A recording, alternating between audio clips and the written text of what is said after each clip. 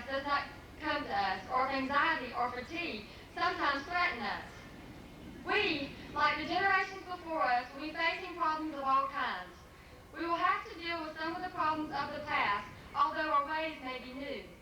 We also will find new problems of greater proportion.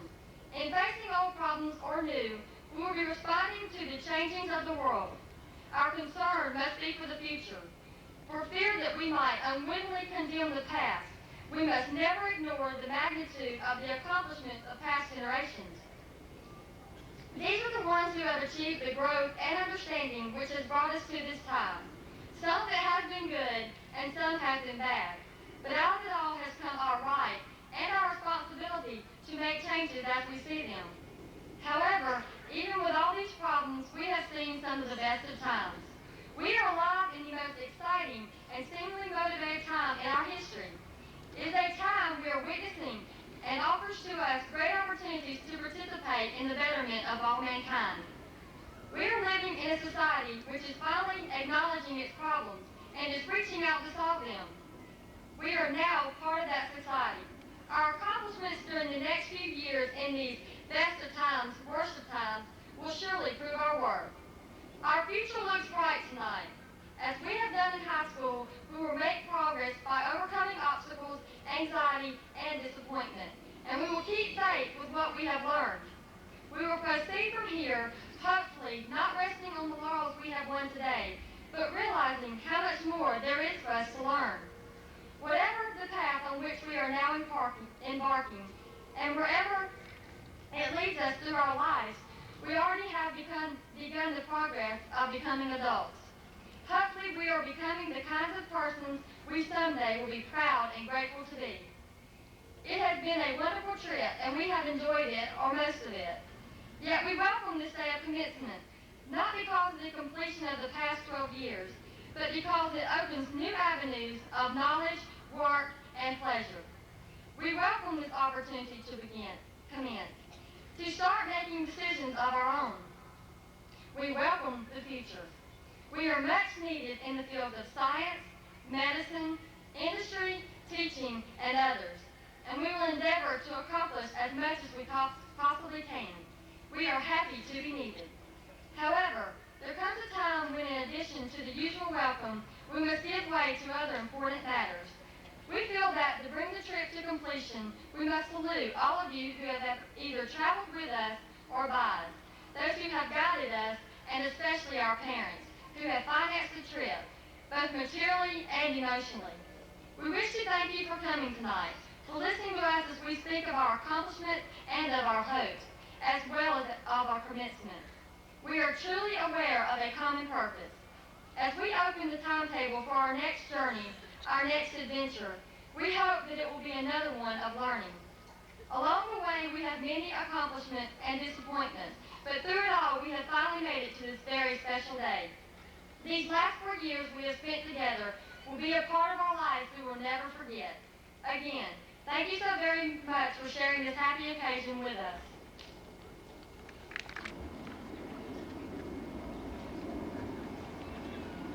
I too would like to add my words of welcoming.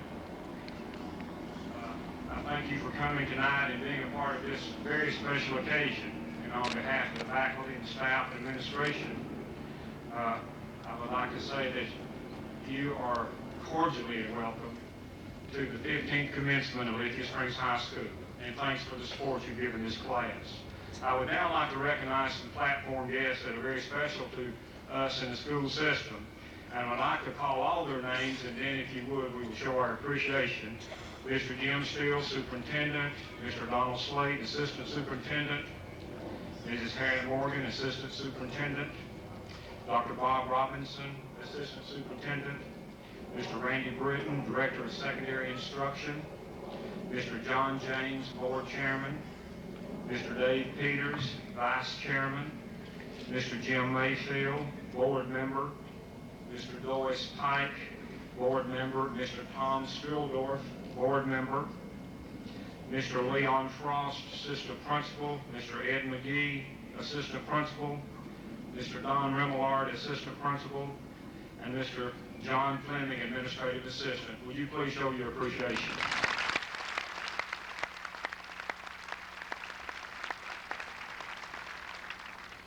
Also, there are very special people who have helped put this program together. You heard one just previously, and that's Miss Caroline Simeon, our choral director. Of course, Mr. Mark Monroe and our band. The counselors for putting our diplomas together and getting the list of our candidates for us. The National Honor Society for ushering, serving us tonight. Our student council, Miss Loretta Williamson, who does the printing of the program that you have. Many of you are using as fans. Our senior officers and the sponsors are Dr. Linda Waller, Mrs. Donna Lockman, Mrs. Marlene Ramey, and Mr. Ron Bailey. Please stand. They have put in so much work in getting the field ready for us. Thank you. Also, we have Donna Lockman and Barbara Hampton, who have been instrumental in doing this too. Would you all please stand?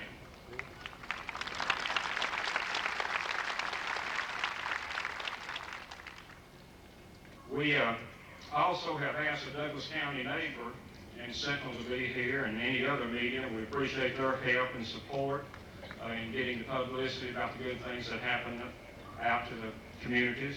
Also, we had the TV set up just in case we should have to go in because of inclement weather. We'd like to thank the Douglas County Cable TV for that, and some secretaries and bookkeepers who have kept the finances straight. At this time, I would like to move into the area of giving special recognition to the accomplishments of this class.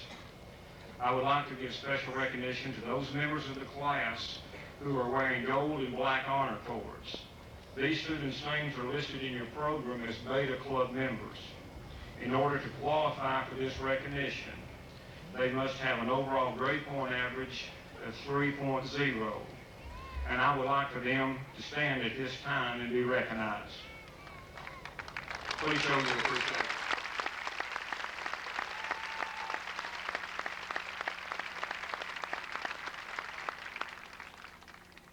The next group of seniors that I would like to recognize are members of the National Honor Society. These are also honor students because they have maintained a grade point average of 3.5 each semester while in high school. These students are wearing the official stole of the National Honor Society and are also listed in the back of your program. Would this group stand to be recognized, please?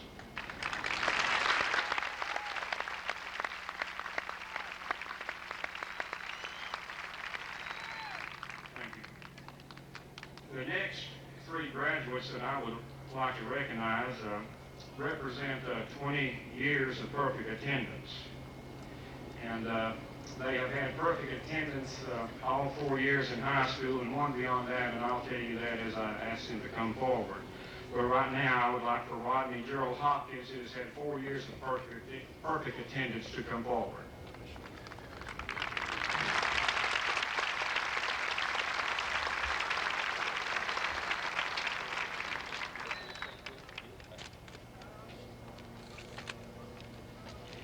Cynthia Diane McCord.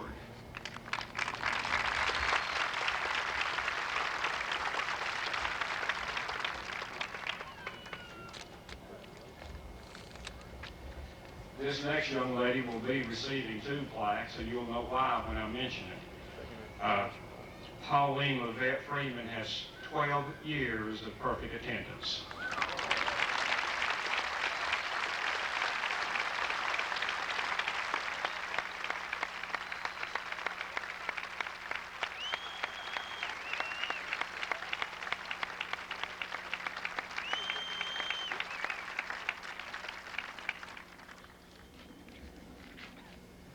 The faculty cup is presented to a senior who, in the eyes of the faculty, is a leader, shows evidence of good citizenship, scholarship, character, and participates in school activities.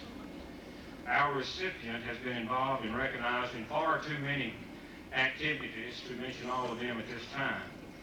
Some of the most outstanding ones, though, are member of the Beta Club, National Honor Society, Fellowship of Christian Athletes, SAD, FBLA, Student Council, Governor's Honors nominee, member of the track team, senior superlative, class officer, and cheerleader for 4 years. The Faculty Cup recipient, Miss Wendy Lee Harper.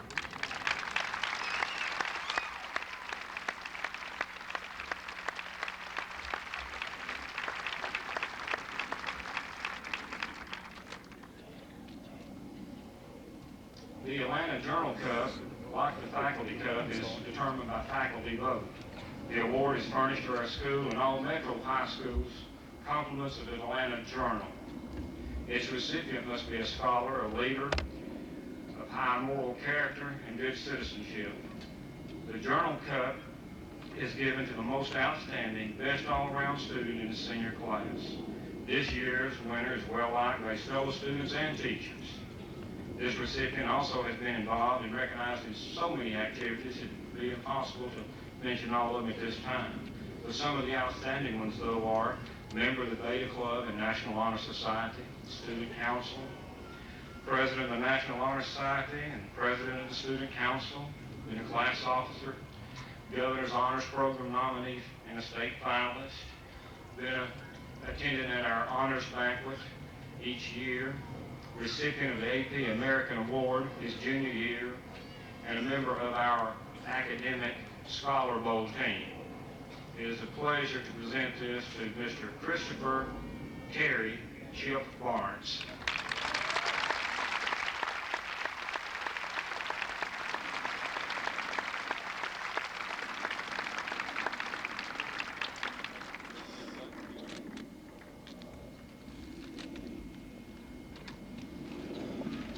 Each year, the Student Council awards the Charlie M. Shepherd Memorial Scholarship. We feel that this is the most prestigious award given because it honors the memory of our first principal, Charles M. Shepherd. We feel that he stood for these qualities: leadership, scholarship, moral integrity, and involvement in school and community affairs. The faculty nominates seniors whom they feel possess these qualities. The nominees are screened by a selection committee composed of faculty members, and from these nominees, 6 finalists are chosen and recognized at our Honors Day Assembly. The 1989-90 finalists are, and I would like for them to stand when I call their name, are Chip Barnes, Christy Casey, Robin Finch, Wendy Harper, Stacy Herman, and Michael Whitaker. Now, from these 6 outstanding students that you see, these 6 finalists, the committee has selected 2 students this time. There was a tie to honor with this award. Our first recipient has been involved in many activities, and I have mentioned them before. And I will now again ask Christopher Chip Barnes to come forward.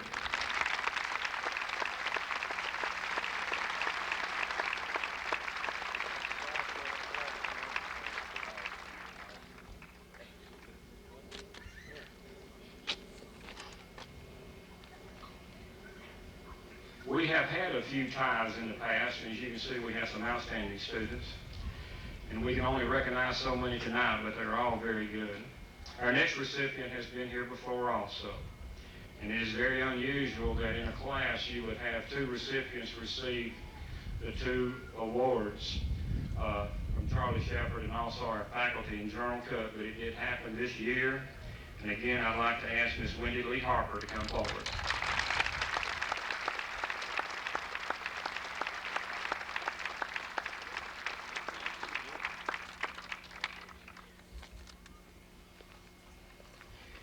In 1984, President Reagan established the President's Academic Fitness Award. And again, I want to say Academic Fitness Award. And the criteria was established by the President of the Department of Education to promote excellence in education. In order to receive this award, a student must have a grade point average of 3.3, be in the 80th percentile or above on all national tests, earn 12 units in a core area of English, math, science, and social studies, foreign language, and computer science. Our students were allowed to make application for this honor. We have 11 students tonight who have applied and met these standards, and they have already received the Presidential Seal at our Honors Day program. This, of course, was signed by President Bush. Will these students please stand when I call your name? And after the last one has been called, to show our appreciation. Jacob Reed Bailey, Christopher Terry Barnes, Paul Robin Finch, Matthew Stephen Larson, James Jackson Mayfield III, Timothy Eugene Miller, Lisa Catherine Nasty, Cameron Yardley Reed, David Jason Robinson, William Christopher Thornton, Michael Lee Whitaker.